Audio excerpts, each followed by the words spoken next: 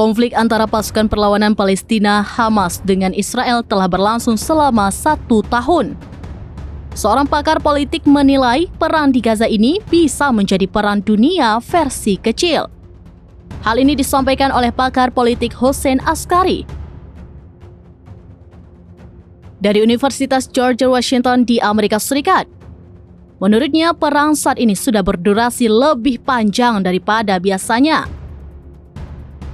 Askari mengklaim perang saat ini jauh berbeda dengan perang regional antar negara pada tahun 1956, 1967, 1973, atau 1982.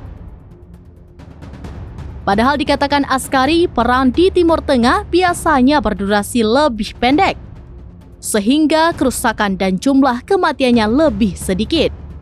Sementara perang saat ini, wilayah Gaza nyaris sepenuhnya hancur.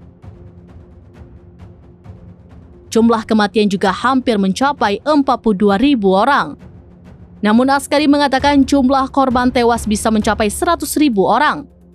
Pasalnya masih ada banyak yang terperangkap di bawah puing-puing dan menderita akibat kelaparan dan kurangnya layanan kesehatan.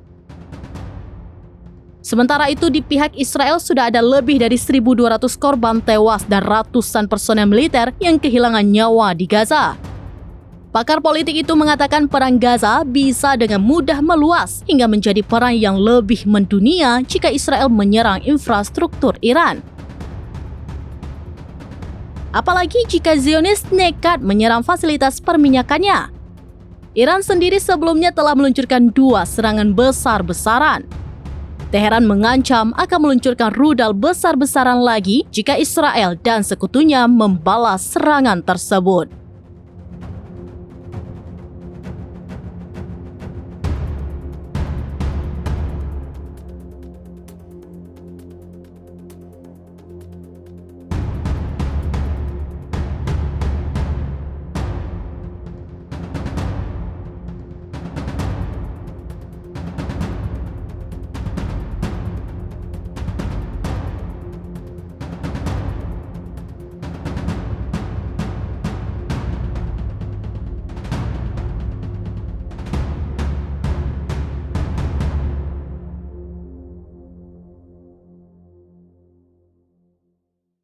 Download Tribun X sekarang, menghadirkan lokal menjadi Indonesia.